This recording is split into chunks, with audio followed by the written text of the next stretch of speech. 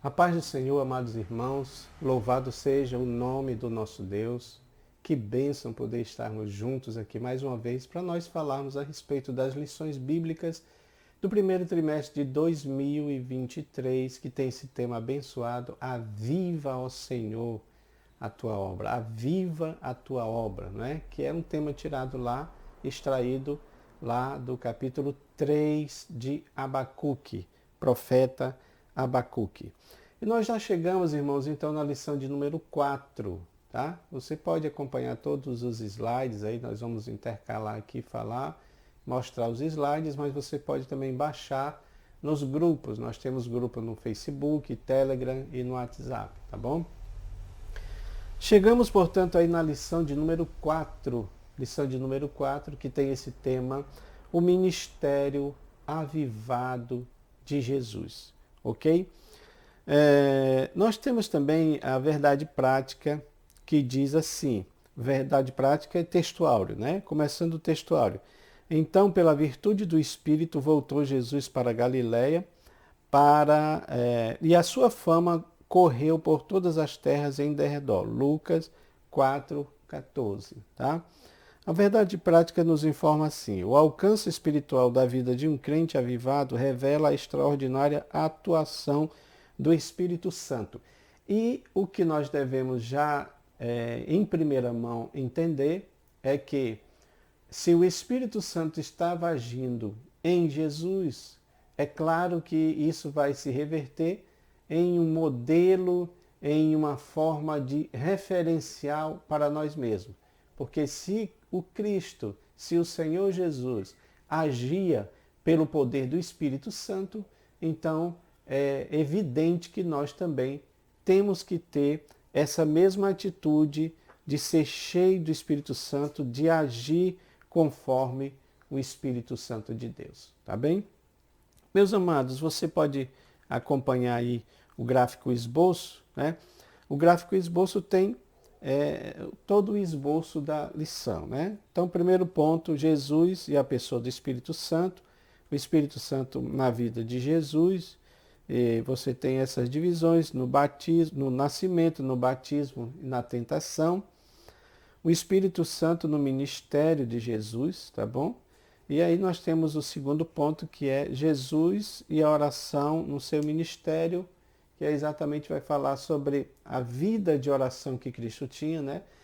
Inclusive a oração do Pai Nosso, a oração modelo, o valor da oração, uma vida de oração, né? Que Cristo realmente manteve isso aí como uma forma até mesmo de ser exemplo para todos nós, ok?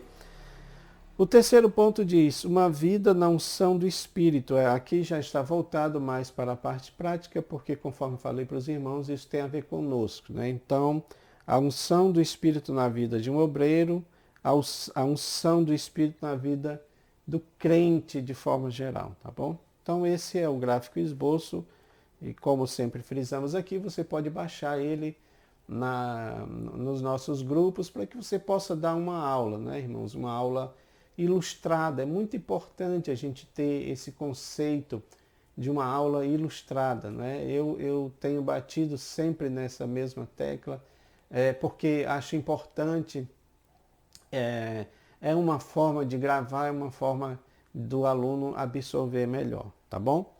Então vamos lá para o nosso tópico 1, que fala sobre Jesus e a pessoa do Espírito Santo, né?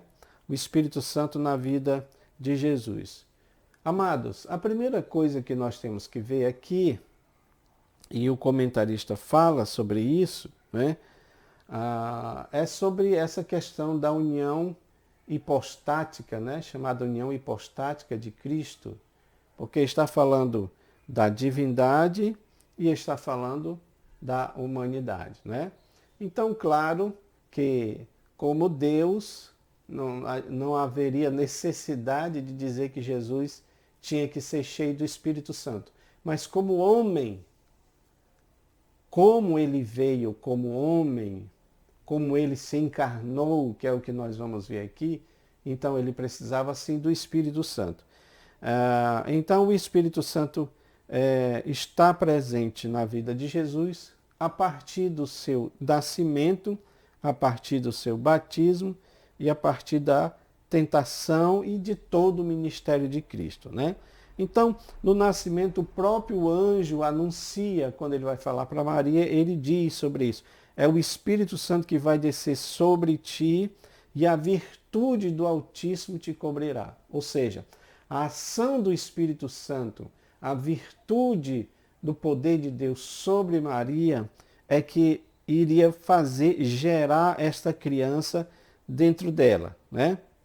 De maneira que aquele que haveria de nascer dela seria chamado Filho de Deus, seria o Emanuel, ou seja, o Deus conosco.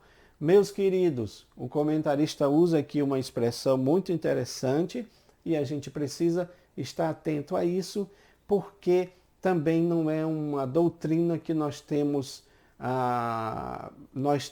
digamos assim, uma maneira de dizer que conhecemos tudo sobre ela. Ela não é plenamente, até porque é por isso que é chamada de mistério da encarnação, né? Mistério da encarnação. Maria não precisou de ter nenhum tipo de intimidade, mas o Espírito Santo que desceu sobre ela gerou aquela criança ali. Tinha que ser dessa forma. Aí você lembra lá, né, do proto-evangelho, Gênesis 3,15, a primeira menção indireta a Jesus, quando é chamado ali de semente da mulher, a semente da mulher. É interessante que mulher em si não tem semente, né?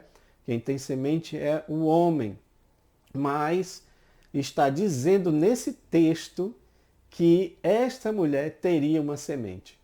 E claro que aí tudo foi ficar mais óbvio no Novo Testamento, quando o Espírito desce sobre ela e gera e coloca esta semente na mulher, que é exatamente o Cristo, que veio de maneira, né, extraordinária. E isso é o mistério da encarnação, que os incrédulos não entendem, os judeus não entendem e criticam, né?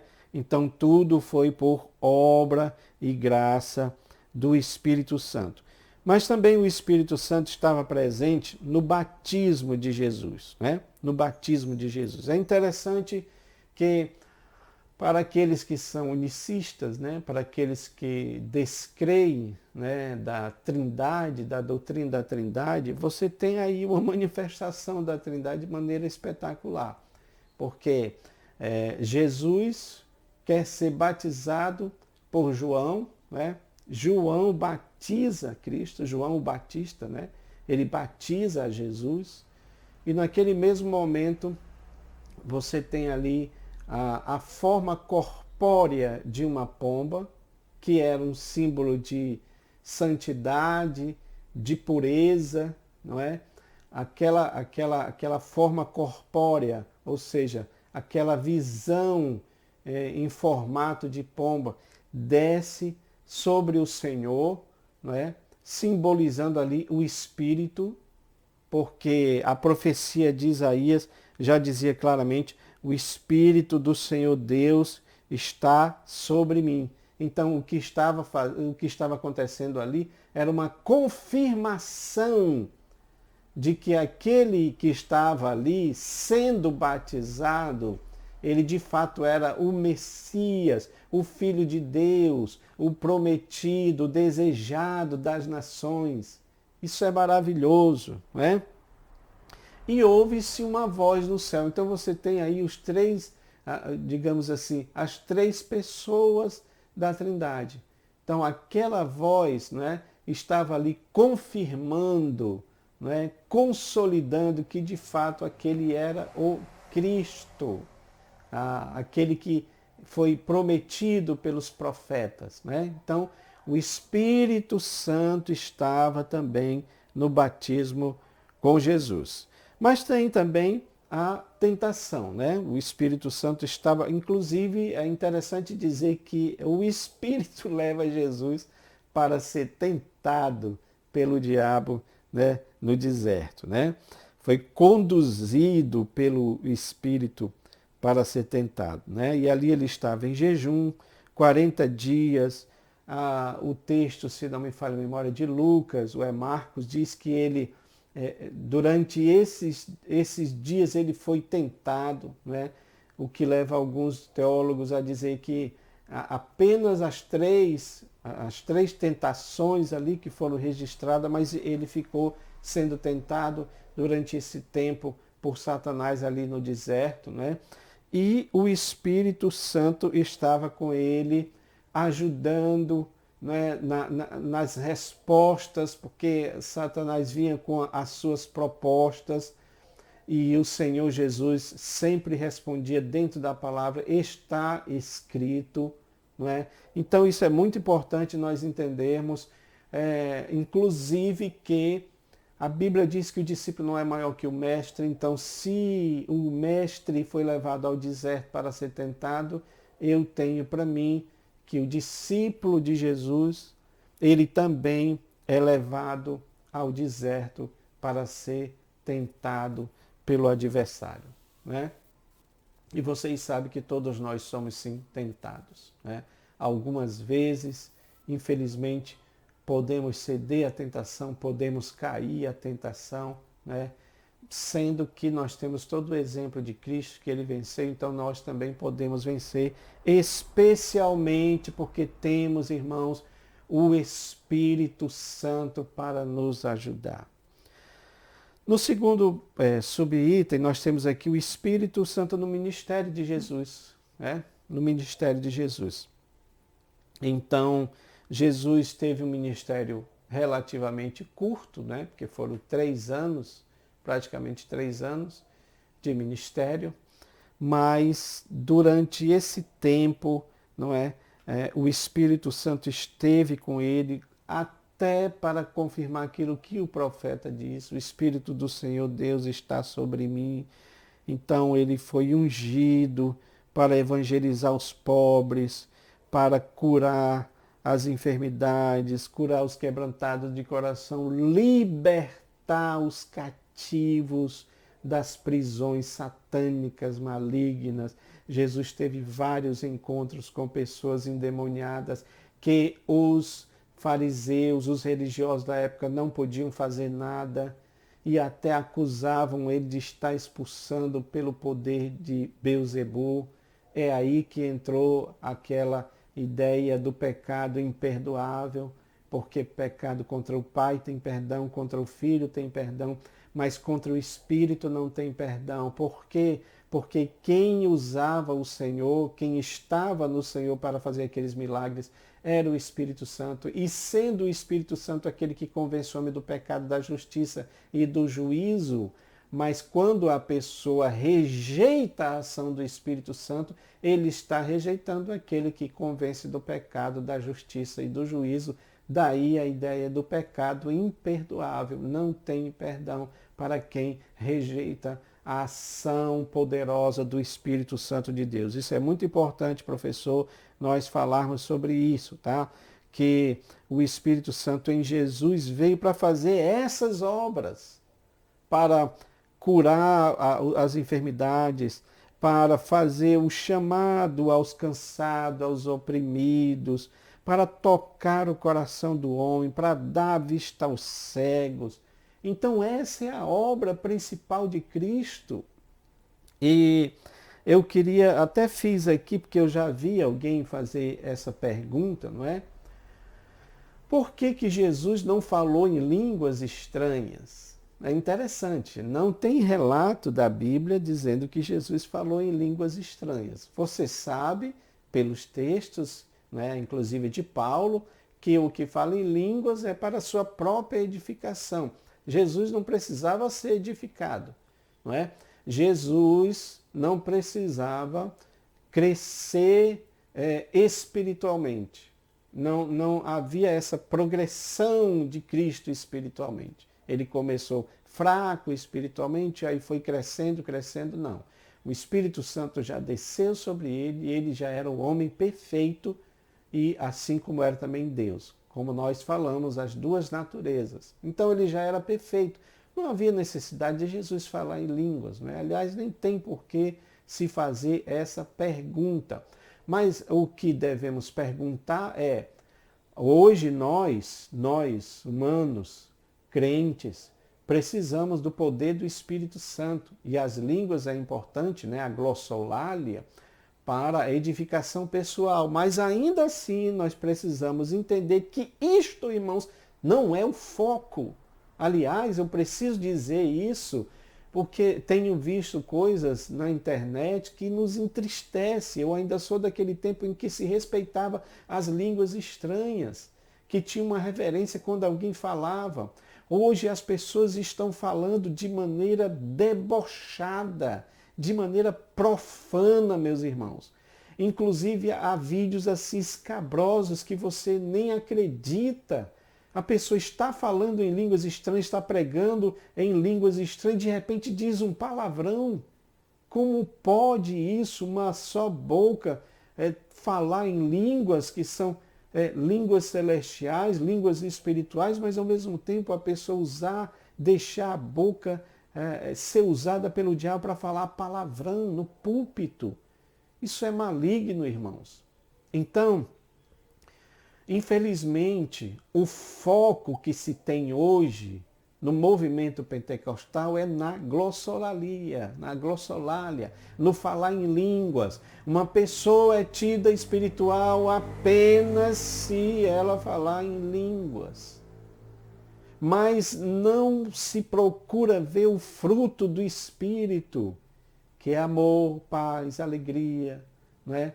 Longanimidade, benignidade. Ou seja, as pessoas estão procurando mais o dom espiritual, né? De falar em línguas, de expulsar demônios, de curar enfermos, de fazer milagres e maravilhas. Meus amados, precisamos entender que essas manifestações são importantes para a pregação do Evangelho, porque é através dela que as pessoas vão se converter ao Senhor, mas é apenas isso e até assim isso deve ser usado com muita restrição. Veja, Jesus usou isso com muita restrição, porque as pessoas na época de Jesus também pediam isso. Nos dá um sinal, nos mostra um sinal. E Jesus disse, eu não vou dar outro sinal para vocês. Uma geração incrédula pede um sinal, porque eles queriam ver os milagres, as maravilhas, mas eles não queriam crer no Cristo. E o milagre que Jesus queria dizer para eles era o milagre do profeta Jonas, que assim como ele morreu, passou 3 dias, né, lá no seio da terra, o Senhor também iria morrer, passar os 3 dias, mas iria ressuscitar. Este era o sinal. Então iriam crer no Cristo ressurreto?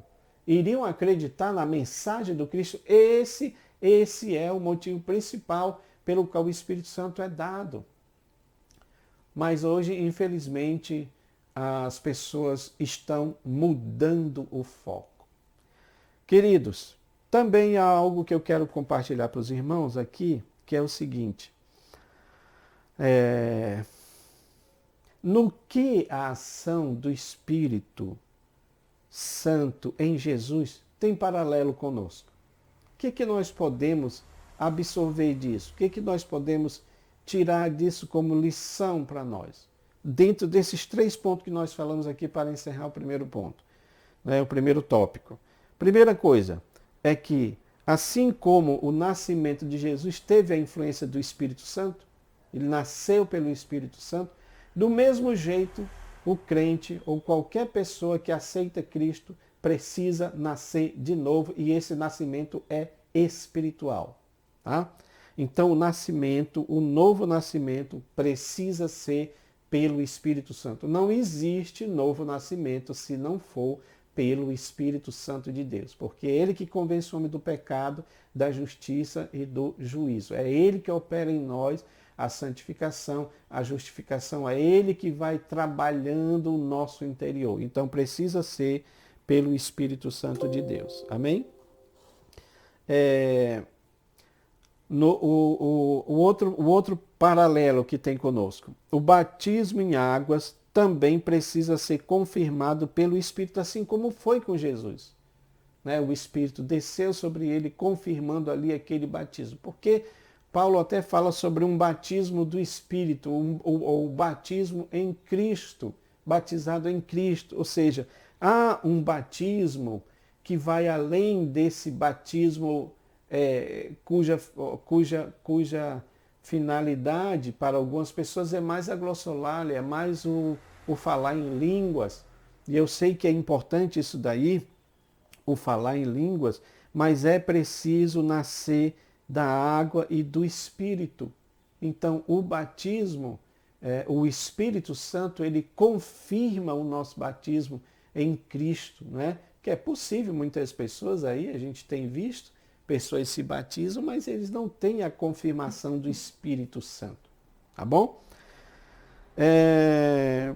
Terceiro paralelo conosco.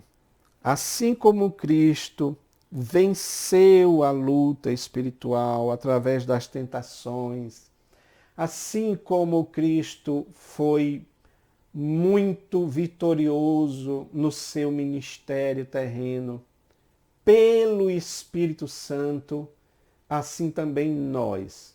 Não é possível vencermos o diabo, não é possível vencermos as tentações, não é possível sermos vitoriosos no nosso ministério, no ministério que Deus nos deu, se não for pelo Espírito Santo de Deus. Então, sem o Espírito Santo de Deus, nós não somos nada. Isso é preciso ser dito, porque há pessoas que estão fazendo a obra mecanicamente, de forma autômata, não estão mais agindo no poder do Espírito Santo, porque foi para isso que ele foi dado. Vocês serão minhas testemunhas em Jerusalém, Judéia, Samaria, confins da terra. Quando o Espírito descer sobre vocês, vocês vão receber virtude do Espírito e vocês vão ser minhas testemunhas, tanto em Jerusalém quanto em Judéia, na Judéia, Samaria, até os confins da terra. É para isso que o Espírito Santo foi dado a nós, para a pregação do Evangelho, para cumprirmos com êxito, para cumprirmos com vitória o ID de Jesus, a grande comissão. E muitas vezes sim, isso vai ser feito através da operação de milagres e maravilhas para que aqueles que ouvem, aqueles que são ímpios, possam se converter ao Senhor. Tá? Então isso é muito importante, irmãos, nós colocarmos isso em evidência. Dando continuidade aqui, irmãos, ao nosso estudo, o segundo tópico fala sobre Jesus e a oração em seu ministério, né? Jesus, ele nos deu um exemplo maravilhoso de oração. Ele de fato orava, o Senhor orava. E eu quero acreditar que Jesus orava para nos dar um exemplo de oração, para mostrar para nós que também precisamos orar, né?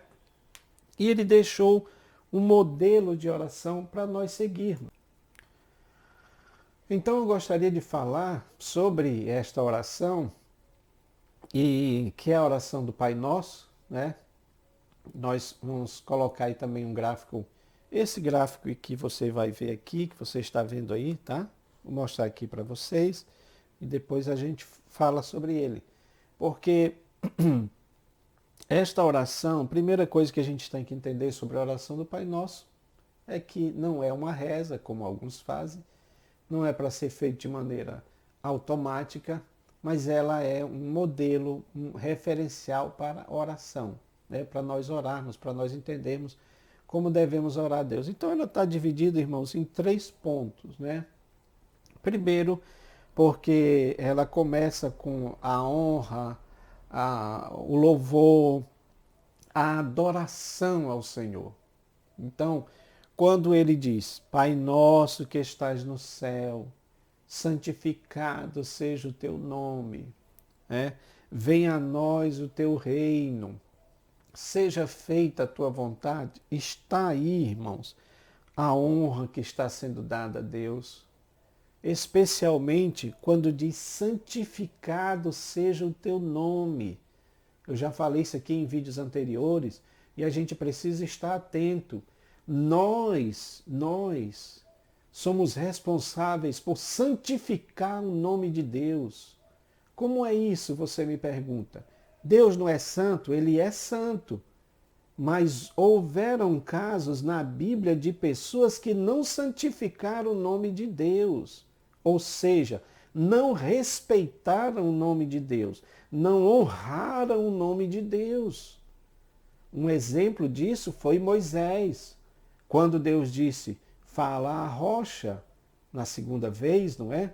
Moisés aborrecido pela situação do povo, então ele fere a rocha, ele bate na rocha.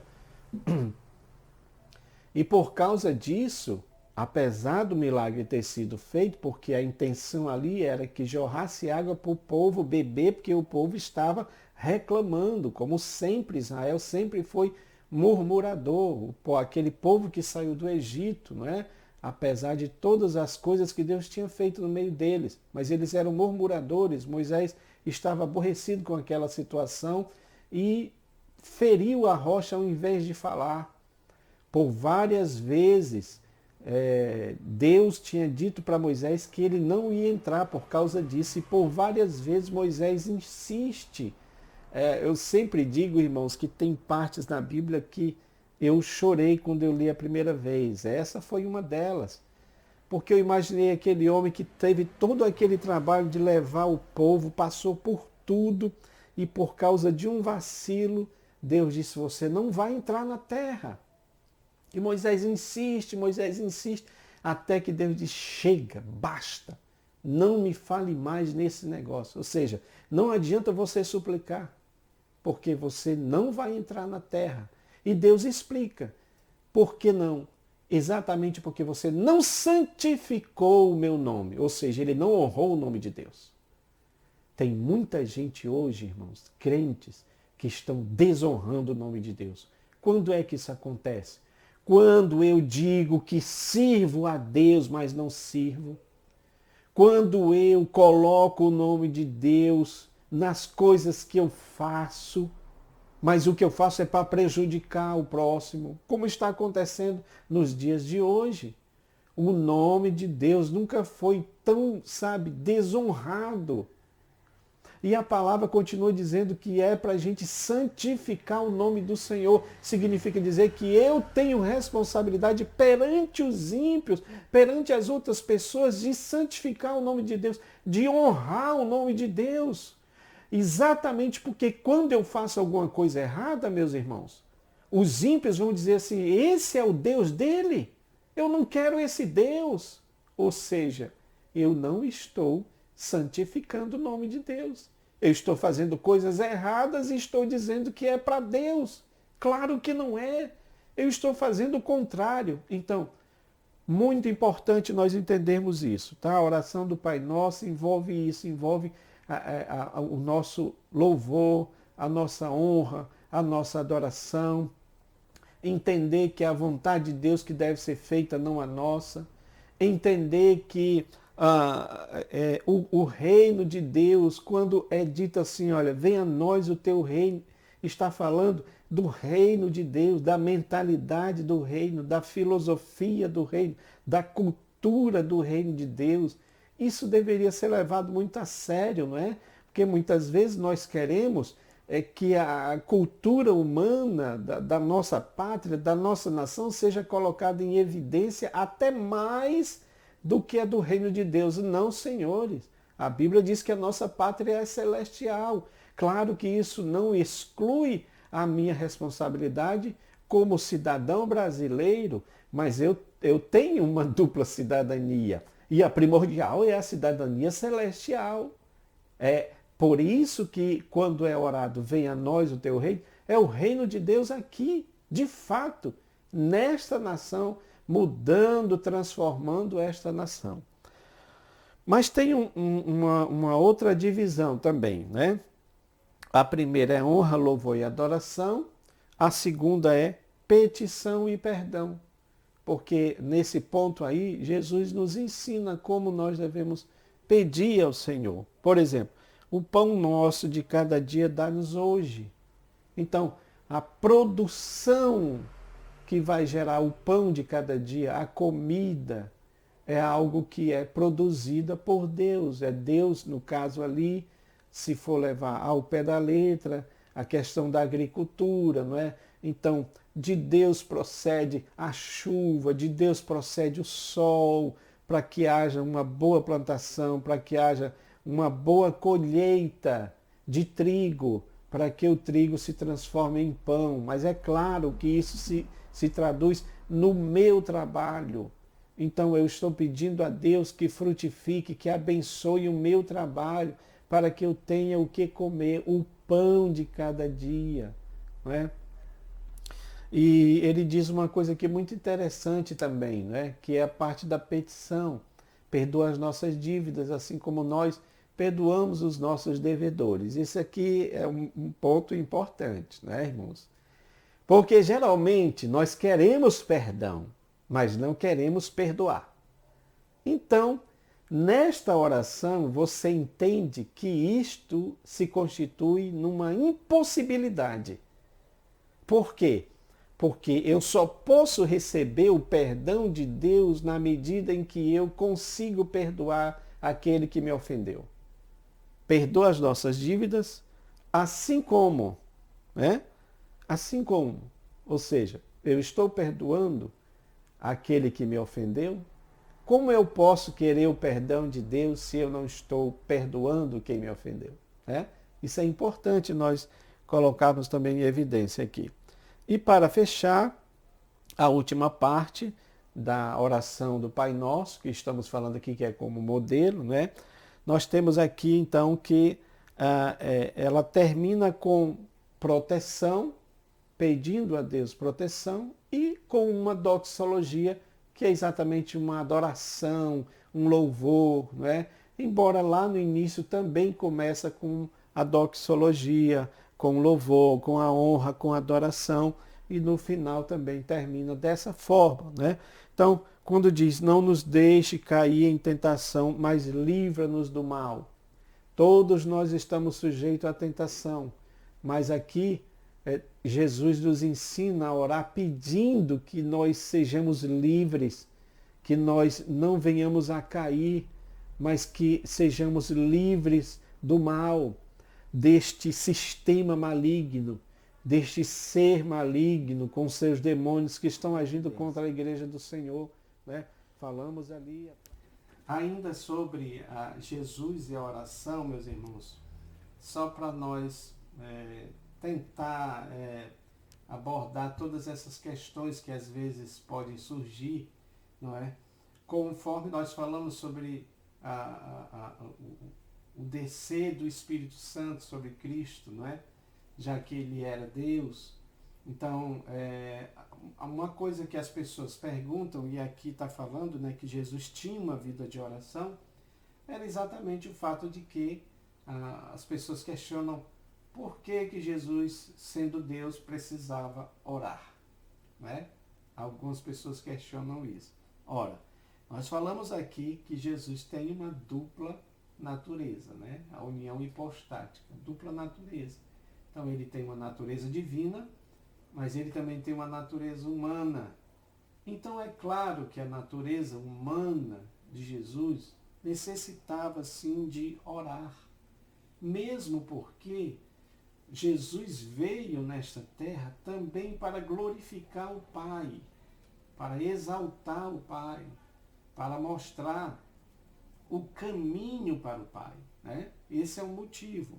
O outro motivo, que eu acho também muito importante, é que Jesus é o nosso referencial. Jesus é o nosso modelo. Ora, se Jesus precisou orar, nós também devemos orar. Nós precisamos orar. Nós precisamos ter uma vida de oração. Isso é algo muito importante que nós devemos ter na nossa vida, né, irmãos?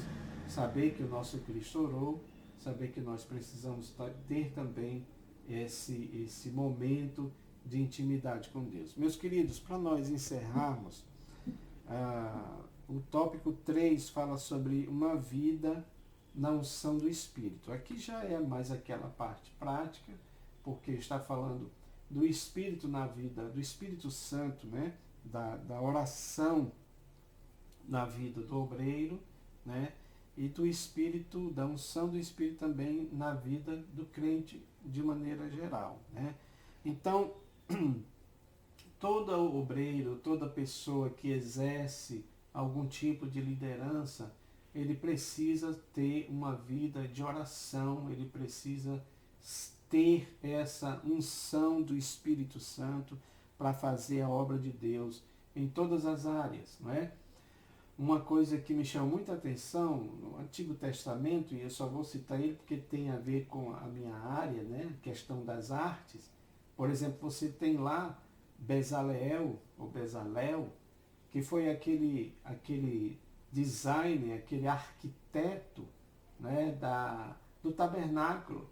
Deus mostrou tudo para Moisés, mas a Bíblia deixa claro que o Senhor ungiu Bezaleel, ou Eliabe, né, também o outro companheiro dele, para fazer esse trabalho de desenhar, de fazer escultura. Ou seja, veja que o Espírito Santo, o Espírito de Deus estava ali ajudando em uma área específica, inclusive na área artística. Isso mostra para nós que a ação do Espírito Santo, ela precisa estar em todas as áreas da nossa vida, não é?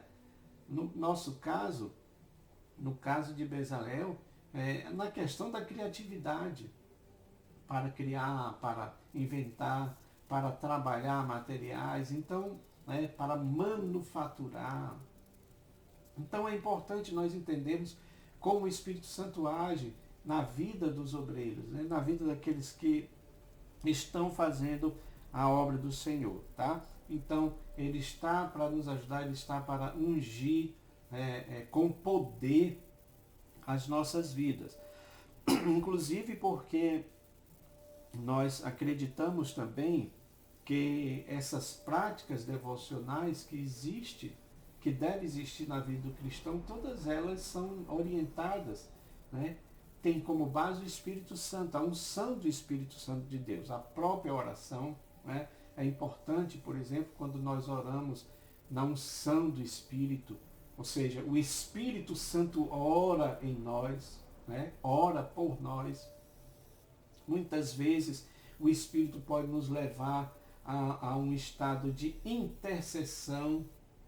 Eu me lembro que uma determinada vez estava orando e o Espírito me levou para orar pela minha congregação, né, a nossa igrejinha onde nós congregamos, e eu não entendi até hoje porquê, mas orei com choro, com lágrimas, era um clamor, era uma intercessão, né? E eu até digo isso, que eu queria muito que o Espírito fizesse mais disso em nós, né? Talvez seja isso, nós nos despojarmos de nós mesmos, né?